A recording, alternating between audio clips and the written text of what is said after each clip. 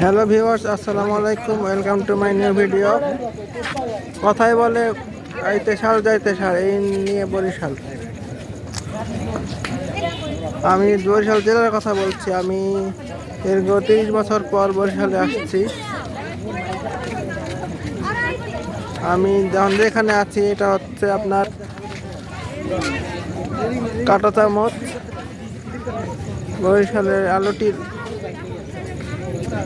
দেখা চাইনিজ রেস্টুরেন্টে, কীর্তনখোলা নদীর পাশে।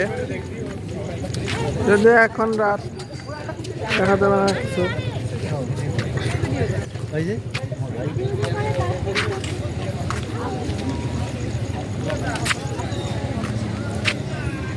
দেখতে পাচ্ছেন আপনারা।